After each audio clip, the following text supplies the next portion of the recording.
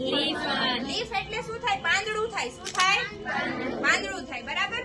તો leaf hunting કરવાનું છે આપણે જઈને બહારથી તમારે પાંદડાઓ અલગ અલગ પાંદડાઓ છે શોધીને આવવાના છે. જે ગ્રુપ સૌથી વધુ અને અલગ અલગ પ્રકારના એક સરખા ના હોવા જોઈએ, અલગ અલગ વૃક્ષો ના હોવા જોઈએ અને અલગ અલગ પ્રકારના હોવા જોઈએ. જે ગ્રુપ સૌથી વધારે પાંદડા લઈને આવશે એ ગ્રુપ વિજેતા થશે. ઓકે, એ ટીમ વિજેતા થશે. તો હવે તમે પાંદડા શોધવા જજો. ઓકે, ચલો હું કહું છું 1 2 3 ગો. 15 મિનિટ છે, ખાલી 15 મિનિટ. 15 મિનિટમાં ઘણા બધા પાંદડા શોધી શકાશે. એ અલગ અલગ હોય.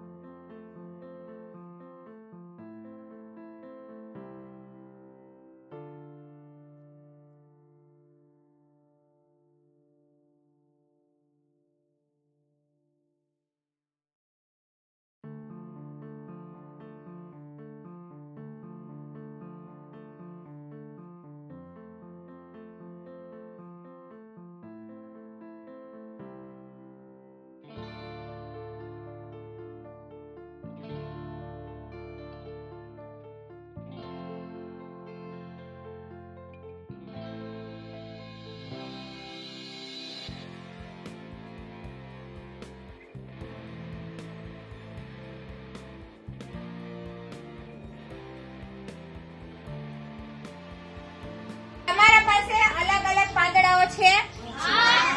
હવે સરખા ના હોય એવા છે ને અલગ જ રાખજો. તમારે અલગ અલગ પાંદડાને એક અલગ અલગ લાઈનમાં ગોઠવવાના છે. ગોઠવવાના એક સરખું પાંદડું ના આવવું જોઈએ. એક સરખું પાંદડું આવવું જોઈએ નહીં. ગોઠવવા બે ત્રણ જણા ફટાફટ.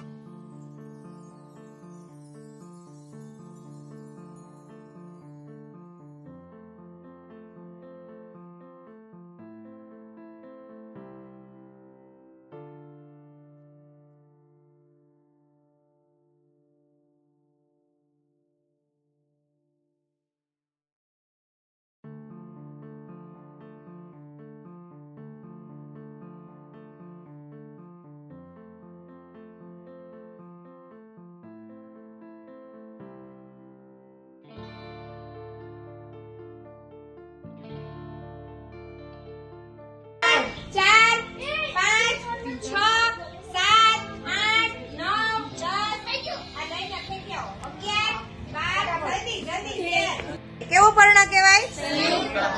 સંયુક્ત પર્ણ.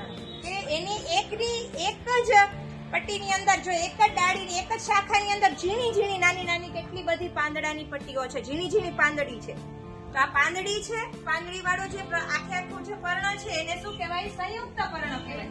સંયુક્ત એટલે ભેગા, એક સાથે ભેગા રહી છે જે પાંદડાઓ એને સંયુક્ત પર્ણ. ને આ સામાન્ય છે કે જે એક જ પાંદડું હોય. તો તમે મને કહો આ પાંદડામાં ખોરાક વધારે ફટાફટ બનશે કે આ પાંદડામાં સૌથી વધારે બનશે? મોટા પાંદડા. પાંદડાની અંદર એવું શું હોય કે જેના લીધે ખોરાક બને? પાંદડા. આ પાંદડાનું બીજું નામ કઈ ખબર છે? પાંદડાને બીજું શું કહેવાય? પાન. બીજું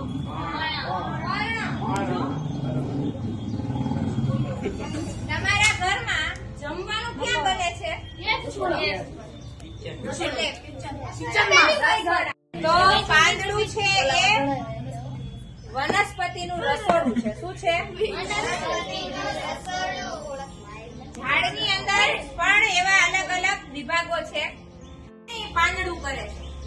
આ પાનની અંદર બહારનો જે કાર્બન ડાયોક્સાઇડ વાયુ છે છે જે વાયુ આપણને નુકસાન કરે એ બહારનો કાર્બન ડાયોક્સાઇડ વાયુ એ આ પાંદડું છે ને પોતાની બાજુ લઈને ખોરાક બનાવે છે કાર્બોદિત પદાર્થ ખોરાકમાં બરાબર તો ઈ ખોરાક બનાવે છે કેના ઉપયોગ કરીને કાર્બન ડાયોક્સાઇડ નો ઉપયોગ કરીને તેનો ઉપયોગ કરીને